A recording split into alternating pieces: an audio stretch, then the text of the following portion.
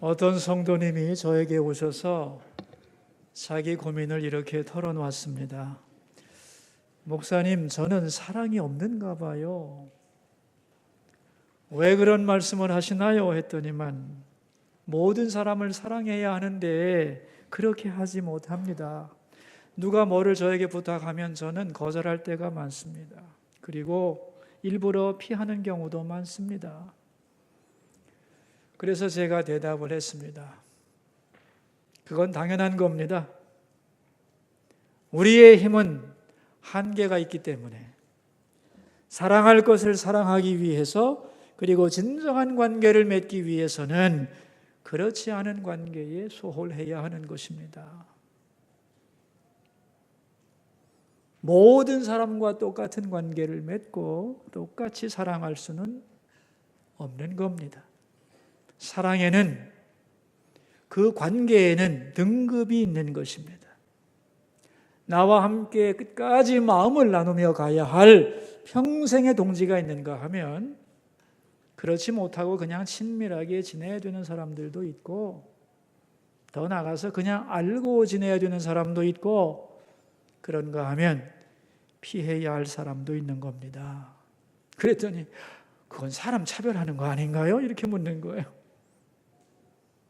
아닙니다. 차별과 구별은 다른 겁니다. 차별은 나쁘지만 구별은 나쁜 게 아닙니다. 같은 조건인데 계속 그 사람에게 나쁘게 대한다면 그건 차별이지요. 그러나 용도와 능력이 다른 것을 다르다고 말하는 것은 구별인 것입니다. 나쁜 게 아니에요. 예수님은 모든 사람을 사랑했습니다. 차별하지 않았습니다마는 정확하게 구별을 했습니다. 예수님의 제자가 12명이죠. 그 중에도 핵심 그룹이 3명입니다. 베드로와 야고보와 요한입니다. 자기 마음에 맞고 마음을 통할 수 있는 특별 그룹이 있었던 거예요. 그리고 12제자. 그런가 하면 성경에 보면 70문도, 120문도, 500여 명의 성도, 이렇게 예수님의 관계가 확장되어 가는 것을 볼 수가 있습니다. 여러분, 예루살렘 성전을 보면은 가장 중요한 지성소라고 하는 곳이 있잖아요. 그죠? 그리고 그 옆에는 성소가 있고, 그 바깥에는 성전 마당이 있습니다. 마찬가지로 인간의 관계도 그렇습니다. 지성소가 있고, 성소가 있고, 성전뜰이 있는 거죠. 우리의 관계의 가장 깊은 곳, 그것을 뭐라고 부르느냐? 관계의 지성소라고 부릅니다. 이 관계의 지성소 안에 누가 들어오느냐? 어떤 사람이 들어오느냐?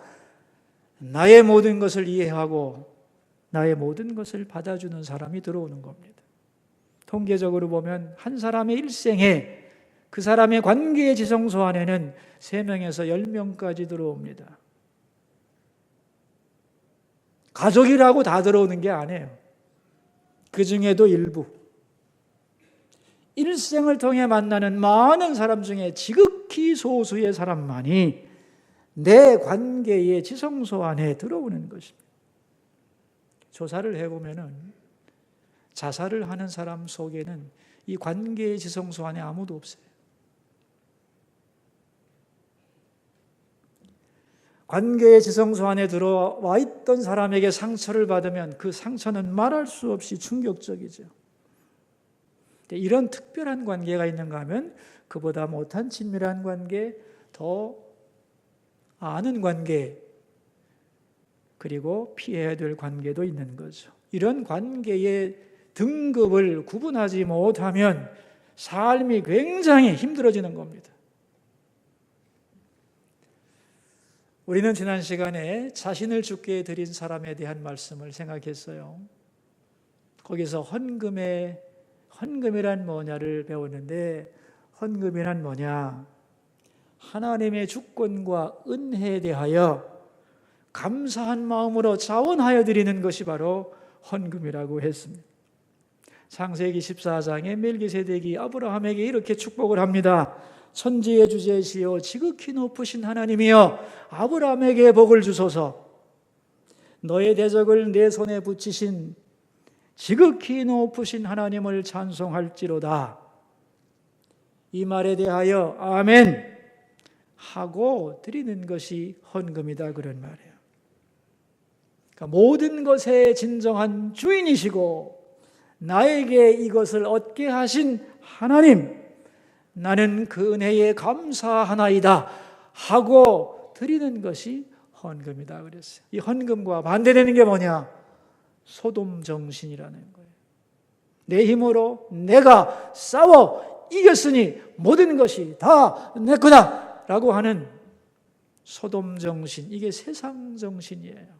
그래서 항상 우리 마음에는 헌금 정신과 이 소돔 정신이 갈등을 일으킨다는 걸 알아야 합니다.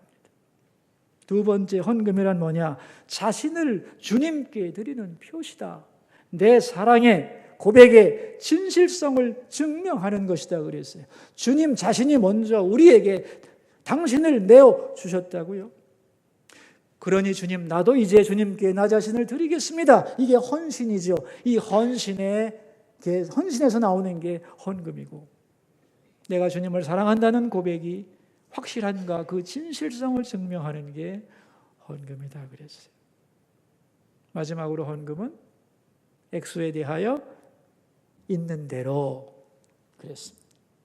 많이 받은 자는 많이 드리면 되고 적게 받은 자는 적게 드려도 다 하나님이 기뻐 받으신다.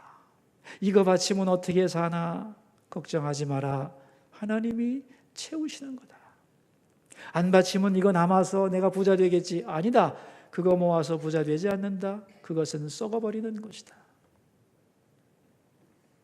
그러므로 하나님이 우리에게 주신 것, 그것을 가지고 하나님께 드릴 때 하나님은 영광을 받으시고 우리는 축복의 통로가 되는 거죠. 여기에 기쁨이 있고 면류관이 있고, 그럴 때 우리 삶에 오병이어의 기적이 일어나는 거다. 기억이 나세요, 여러분? 이게 지난 시간에 말씀이었어요. 오늘은 고린도 교회가 예루살렘 교회를 돕기 위하여 헌금에 동참해 달라고 바울이 부탁을 하면서 그 일을 맡아서 수고할 사람들을 소개하는 내용입니다. 사도 바울은 이방의 교회들에게 헌금하라고 해놓고 자기가 가서 그것을 직접 받은 적이 없어요. 왜냐하면 혹시라도 오해의 소지가 있을까 하여 반드시 다른 사람을 보냅니다. 그런데 이 귀한 헌금을 받아서 가지고 올 사람이 누구냐를 설명해야 되겠죠. 그래서 오늘 본문은 교회의 재정관리에 아주 중요한 지침을 주고 있습니다. 오늘 본문을 자세히 보면은 바울이 한 사람만 보낸 게 아니에요. 세 사람을 보냅니다. 자, 우리 한번 보겠습니다. 누구누군가 16절과 17절인데 같이 읽겠습니다. 너희를 위하여 같은 간절함을 디도의 마음에도 주시는 하나님께 감사하노니 그가 권함을 받고 더욱 간절함으로 자원하여 너희에게 나갔고, 첫 번째 사람이 누구예요? 디도를 보내겠다. 왜냐하면 너희들에게 갔기 때문에 이미 너희들과 알고 있고, 더 나아가서 17절에 보면 바울이 그에게 권했어요. 이 어려운 일을 감당해야 되는데 누구를 보낼까? 디도 자네가 가주겠는가? 권했을 때 바울은 뭐라고 그랬습니까? 간절한 마음으로 자원했다고 그랬어요. 알겠습니다, 선생님. 제가 이 어려운 일을 맡아서 해보겠습니다. 아무 걱정하지 마십시오. 가서 권면하고 이 은혜의 일을 마무리 짓도록 하겠습니다라고 자원하여 나가는 디도가 있었다. 그래서 먼저 디도를 보내겠다는 거예요.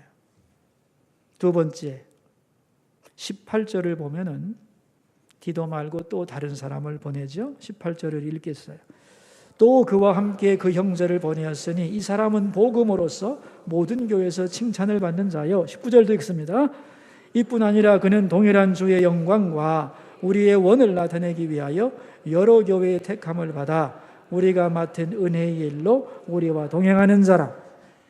또 한 사람을 보낼 텐데 그 사람은 18절에 보면 칭찬을 받는 사람이요, 인정받는 사람이고, 19절에 보면은 여러 교회의 택함을 받아 그랬어요.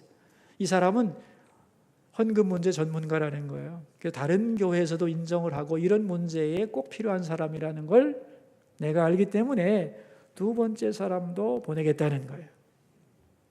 세 번째, 또 한 사람을 보냅니다. 22절 같이 읽어볼까요?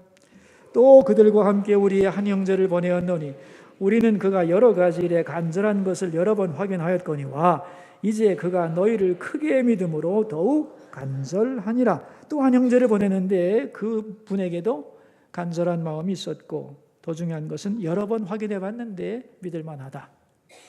검증된 또 하나의 사람을 보내겠다.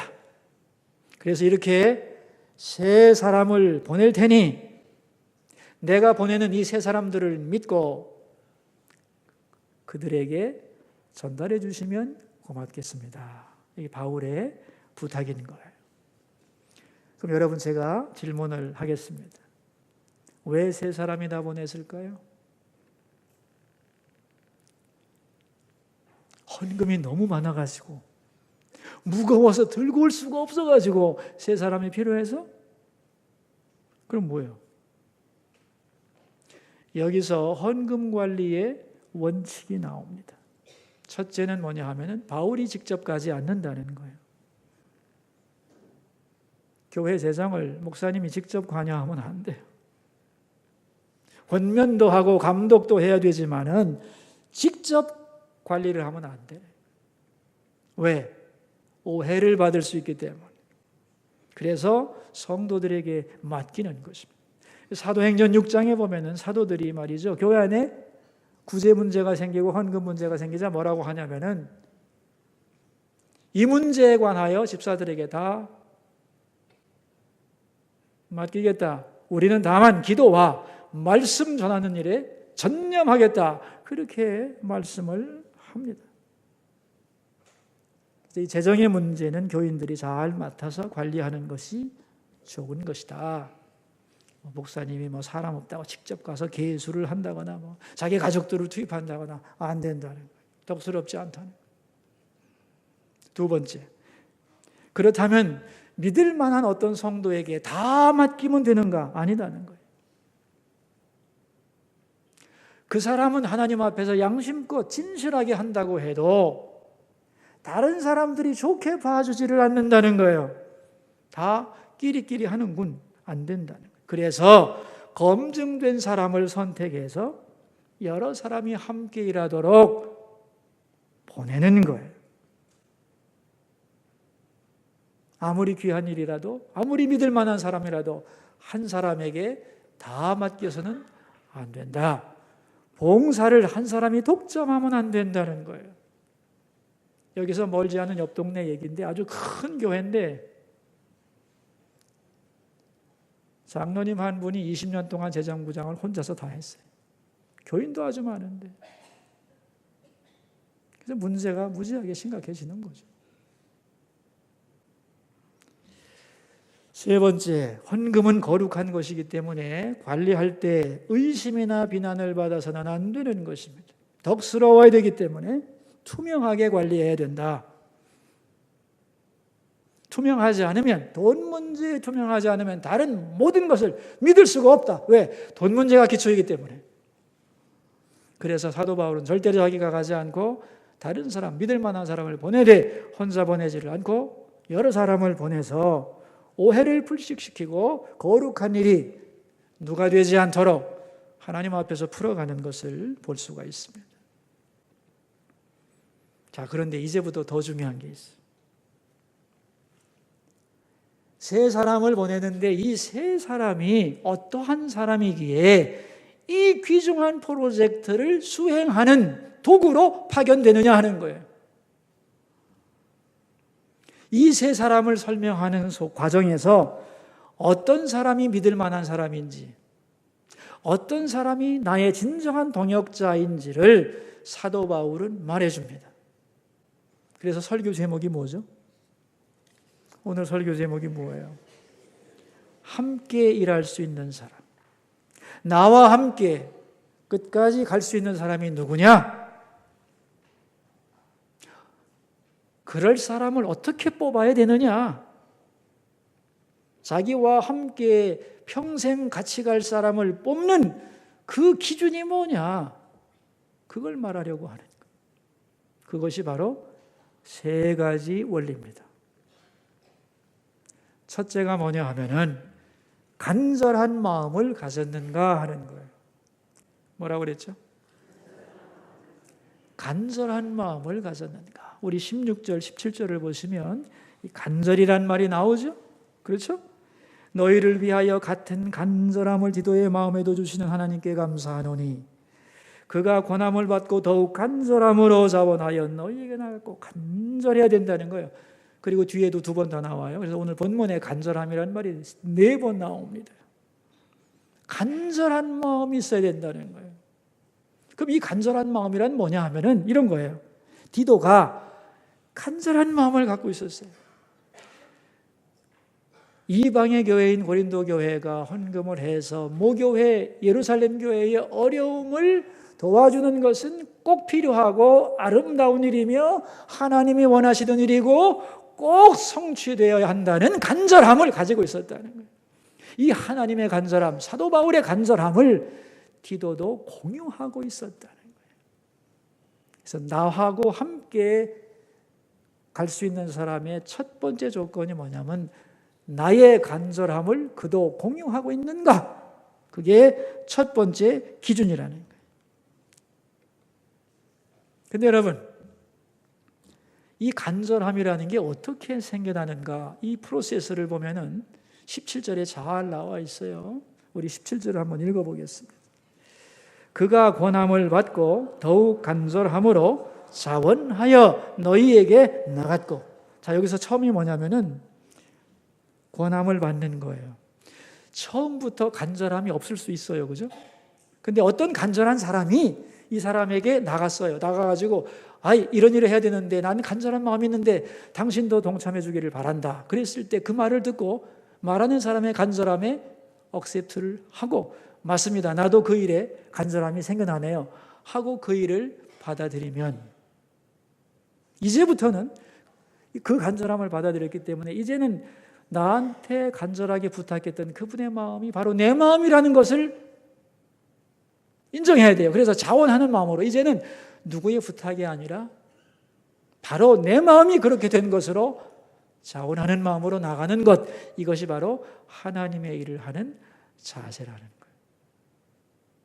예를 들면 여러분 아무 생각이 없었는데 목사님이 말이죠, 여러분에게 와서 어떤 직분을 맡아서 수고해야 된다고 간절한 마음으로 얘기를 했어요. 그러면 그전에는 간절함이 없었는데 그 말을 듣고 보니까 이 일은 꼭 필요하고 해야 되겠어요. 정말 이건 해야 되겠다. 이 간절함을 내가 받아들였어요. 그리고 그 일을 잘 감당했다고 직분을 받았습니다. 그 다음에는 이제 어떤 마음을 가져야 돼요? 자원하는 마음. 이제 목사님의 마음이 바로 내가 원하는 것이 되어서 일을 하는 것이 충성이다. 그런 말이에요. 하나님은 이렇게 우리에게 간절함을 주세요. 간절한 사람을 통하여 여러분에게 간절함을 주시고 그 간절함을 받아들인 후에 이제는 자원하는 마음으로 일하기를 원하신다는 거예요. 아멘입니까? 그런데 그 간절한 부탁을 받고 알겠습니다 하고 직분을 받은 후에 나는 원래 원하지 않았는데 이렇게 나오면 안 된다는 거예요. 그러려면 처음부터 받지를 말든지 간절함을 수용했으면 이제부터는 자원하는 마음이 되어 적극적으로 일하는 것이 자세다, 그런 말이에요. 이런 사람과 함께 동행할 수 있는 것이다, 그런 말입니다. 여러분 모든 일을 할 때에 이 간절함은 꼭 필요한 거예요. 아이들을 가르치는 교사에게도 간절함이 필요하고 새신자를 안내할 때도 간절함이 필요하고 그리고 찬양을 부를 때도 간절함이 필요한 거예요. 내가 하나님의 사랑을 진리의 말씀을 아이들에게 꼭 가르쳐야 되겠다라고 하는 간절함이 있어야 되고 내가 새로운 교우들에게 주님의 마음으로 환영해서 이분들을 행복하게 해주겠다는 간절한 마음이 있어야 되는 것이고 나의 이 찬송이 하나님의 영광의 보좌에 올라가기를 바라는 간절함이 있어야만 그 찬양이 살아나는 거예요. 여러분 신방을 갈 때도 우리 목사님들도 구역장님들이 신방 갈 때도 간절함이 있어야 됩니다, 여러분. 우리 주님이 그 가정을 신방하신다면 어떤 마음으로 가실까? 우리 담임 목사님이 가신다면 얼마나 간절한 사모하는 마음으로 가실까? 이 마음, 이 간절함을 공유하고 가야 되는 거예요. 그래야 거기서 은혜가 쏟아지고 역사가 일어나는 거죠. 이 간절함이 없다면 남을 귀찮게 하는 것이 되고 많은 거다, 그런 말입니다. 저는 젊은이들과 상담을 하면서 직장에 취직하기를 간절히 바라는 사람이 많은데 취직한 다음에는 간절함이 없어져. 내가 이 일을 잘 배워야 되겠다는 간절한 마음이 있어야 되고, 그리고 이 일을 잘 감당해서 이 회사에, 나를 고용한 회사에 공헌해야 되겠다는 간절한 마음이 있어야 되는데 하나도 없어요. 그럼 안 되는 거예요. 이 간절함이 있어야 유능한 직원이 되고 인정받고 성공할 수 있는 거다, 그런 말입니다.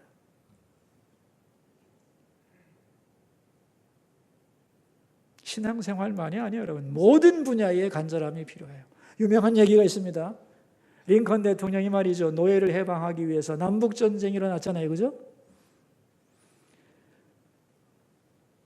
링컨의 북군이 말입니다, 모든 것이 우월했는데도 계속 남군에게 패배를 했습니다. 이 링컨의 마음은 더 간절해지기 시작했어요. 어떻게 해서든지 이겨서 노예를 반드시 해방시켜야 되는데 이 간절함이 있는데 말이야. 많은 장군들이 총사령관 되고자 하는 마음은 있었지만 링컨과 같은 간절함이 없었기 때문에 전쟁에서 계속 지는 거예요. 그래서 총사령관을요 10번 바꿉니다. 여러분, 몇 년 동안 전쟁에서 총사령관 10번 바뀌면 알아보셨죠? 10번째 총사령관으로 그랜트 장군을 임명했을 때 많은 강요들이 반대를 했습니다. 그러자 링컨이 이렇게 말합니다. 걱정하지 마시오. 이제는 이길 수 있습니다. 왜냐하면 그는 나와 같은 간절함을 가지고 있기 때문입니다. 나는 그랜트 장군을 발견하기 위하여 9명의 총사령관을 거쳐가야 했습니다. 여러분, 나하고 같은 간절한 마음을 가진 사람이 절실하게 필요한 거예요. 누가 나와 함께 일할 수 있는가? 나의 간절함을 공유한 사람. 이 간절함이 다른 말로는 뭐냐면 비전입니다. 비전. 여러분, 능력이 다르고 기질이 다르고 수준이 다를 수는 있어요. 그러나 비전은 같아야 돼요. 왜냐하면 비전은 방향성이기 때문에 그렇습니다. 한 방향으로 가야 된다는 거예요. 똑같이 발맞춰 가지 못하고 앞설 수도 있고 뒤설 수도 있지만은 능력이 다를 수도 있지만 같은 방향으로 가야 동행할 수 있지. 한 사람이 180도 다른 방향으로 걸어가면 동행이 불가능하다, 그런 말이죠. 한 사람은 경제 부흥이 가장 중요합니다. 한 사람은 복지가 가장 중요합니다. 같이 못 가죠. 방향이 다르기 때문에. 그래서 나와 함께 일할 수 있는 사람, 첫 번째 고르는 방법이 뭐라고요? 나와 같은 간사람을 가지고 있는가? 그 사람이 함께 일할 수 있는 사람이라는 거예요. 자, 두 번째는 뭐냐 하면은 선한 일에 조심하는 사람이어야 합니다. 뭐라고요? 21절에 나오죠? 21절. 이는 우리가 주 앞에서뿐 아니라 사람 앞에서도 선한 일에 조심하려 함이라. 여러분, 선한 일 그 자체가 좋은 건데 이 선한 일도 아무렇게나 하면 안 됩니다. 조심스럽게 해야 하는 것이죠. 선한 일이라고 지 멋대로 막 감정대로 자기 성질대로 막 하게 되면 어떻게 되느냐? 20절에 비방을 받게 되는 거예요. 그러나 선한 일이라도 조심스럽게 잘 감당하면 18절처럼 칭찬을 받게 돼 있어요. 다시 말하면 간절함, 열심은 좋은데 열심히 있다고 맡겨놨더니 이 사람은 가는 데마다 싸우고 화합을 이루지 못하고 독불장군이고 갈등만 일으킨다면 함께 갈 수 없는 사람이라는 거예요. 그죠? 왜냐하면 사람은요 다 서로 다르거든요. 말 한마디를 해도 저 사람이 어떻게 받아들일까, 기분이 어떤가 해서 배려하고 사랑하고 조심하고 신중하게 할 때에 서로의 마음이 모아지고 연합할 수 있고 비난받지 않고 칭찬을 받을 수 있는 거죠. 선한 일에 조심하지 않으면 그 거룩한 일이 그 사람 때문에 비난받게 되기 때문에 제멋대로 하는 사람이라면 안 되는 거다. 그래서 더불어 함께 일을 감당하는 능력, 선한 일이지만 조심스럽게 배려하며 일하는 그런 사람이야만 마음 놓고 일을 맡길 수 있는 것이다. 두 번째 기준이에요. 세 번째는 뭐냐 하면은 확인하고 검증된 사람이어야 해요. 뭐라고요? 확인하고 검증된 사람이어야 됩니다. 22절을 보시면 이렇게 나와요. 또 그들과 함께 우리의 한 형제를 보내었노니 우리는 그가 여러 가지 일에 간절한 것을 여러 번 확인하였거니와. 여러 번 확인해야 돼요.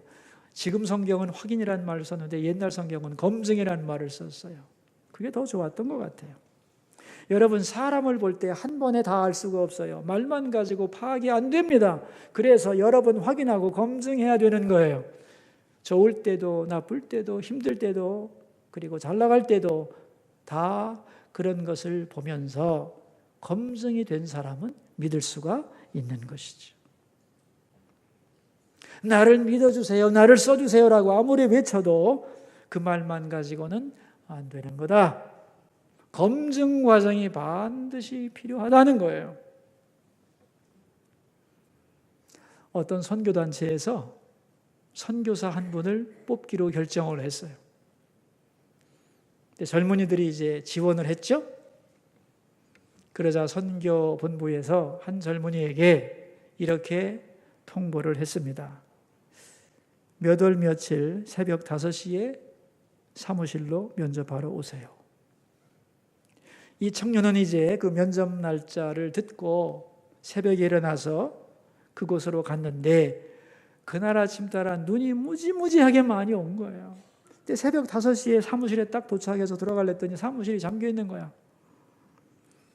그래서 문 밖에서 눈을 맞으면서 3시간을 기다렸는데 3시간 후에 안에서 나이든 한 분이 떡 문을 따주면서 하는 말이 자네가 선교사 지망생인가? 그렇게 물었던 거예요. 늦어서 미안하네 사과 한마디 없이. 네, 제가 지망생입니다. 그래? 그럼 여기 와서 앉게. 내가 자네에게 몇 가지 물어보겠네. 자네 글을 쓸 줄 아는가? 네, 압니다. 그래? 그렇다면 소년 보이를 어떻게 쓰는가? 네, BOY라고 씁니다. 됐네. 자네 숫자 계산할 줄 아는가? 네, 할 줄 압니다. 그러면 2 더하기 2가 뭔가? 네, 4입니다. 됐어. 그리고 면접관이었던 은퇴 선교사님은 자네는 합격일세. 그렇게 말하고 합격증에다 이렇게 기록을 했습니다. 이 사람은 새벽 5시에 정확하게 오는 것을 보니 잠을 이길 수 있는 부지런한 청년이다. 또한 시간관념이 철저해서 정확하게 5시에 도착했다. 내가 일부러 3시간이나 늦게 나갔는데 그동안 문 밖에 서서 불평이 없는 것을 보니 인내심이 많은 사람이다.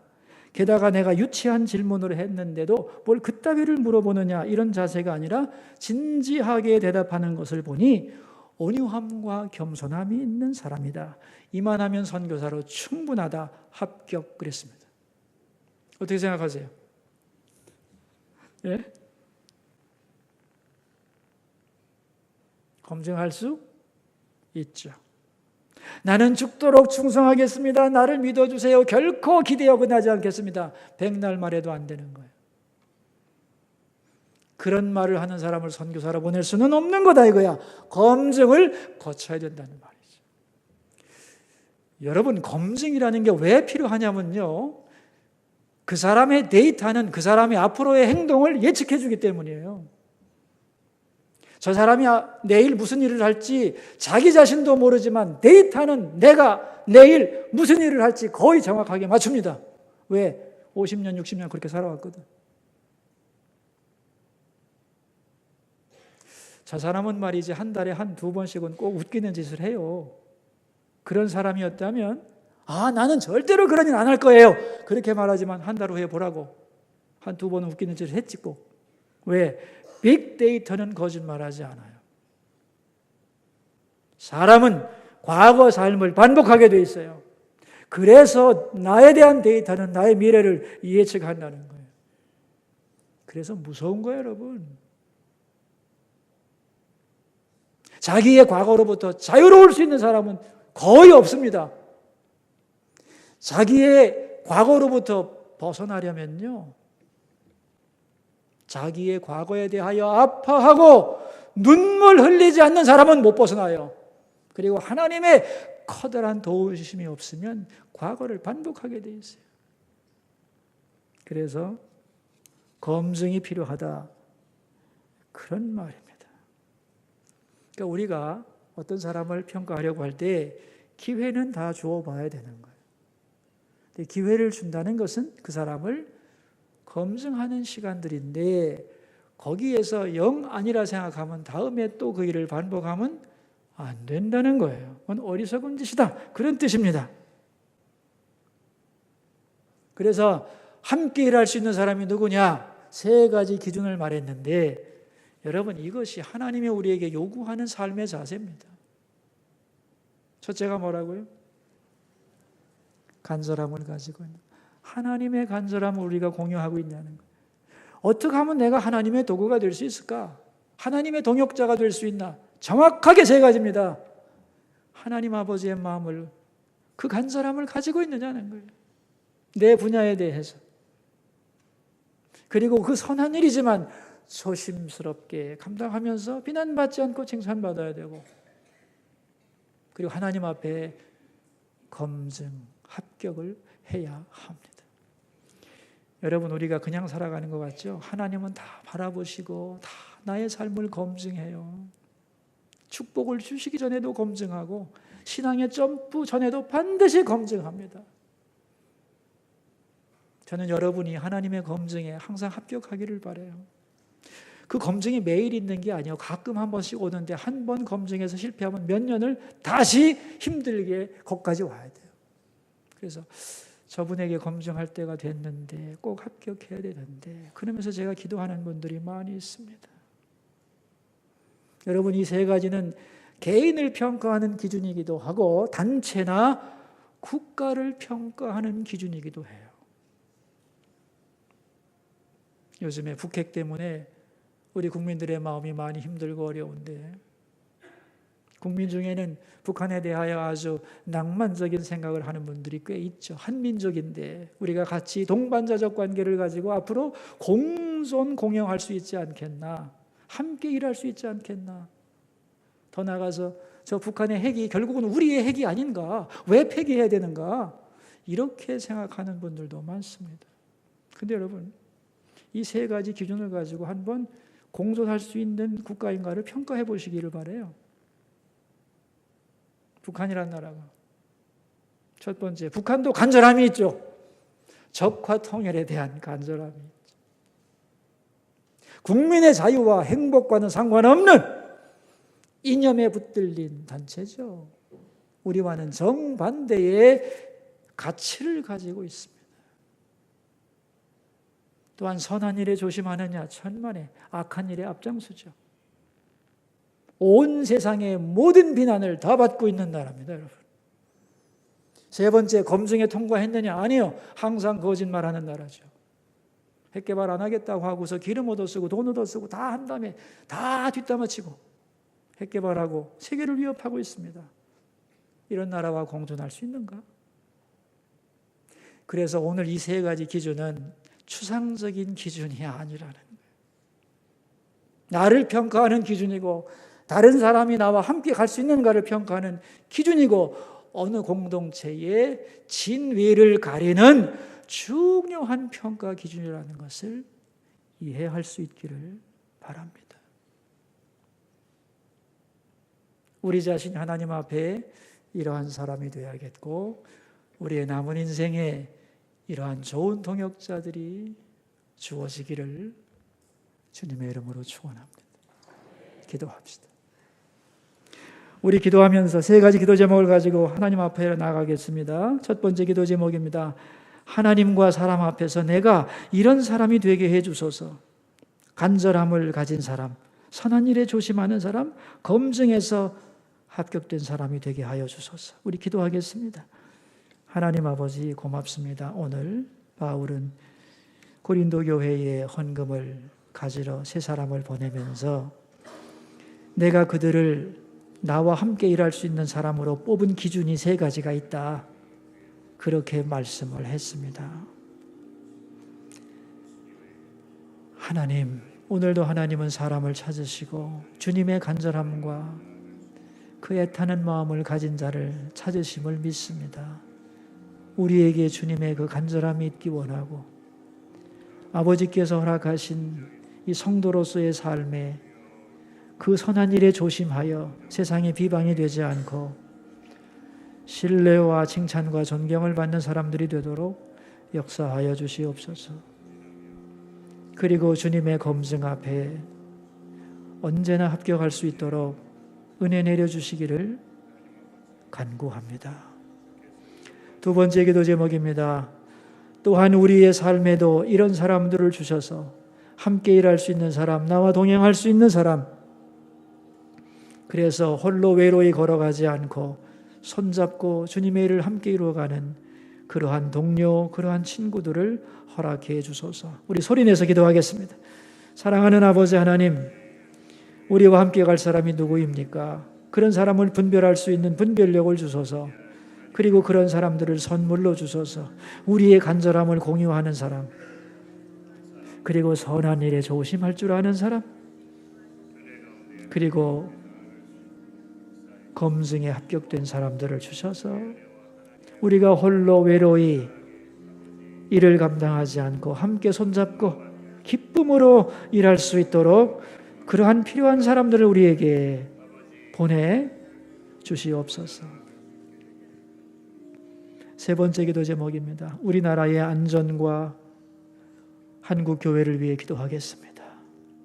하나님 아버지, 이 나라 대한민국의 안전을 붙드소서. 국민들이 두려워하고 핵의 위협에 끌려다니고 있습니다. 나라의 무너짐 앞에서 하나님은 이 나라를 구원하셨습니다. 하나님이야말로 이 나라에 참된 병거와 마병입니다. 강대국의 무기가 아니라 우리 하나님의 돌보심과 보호하심이 이 나라에 절대로 필요합니다.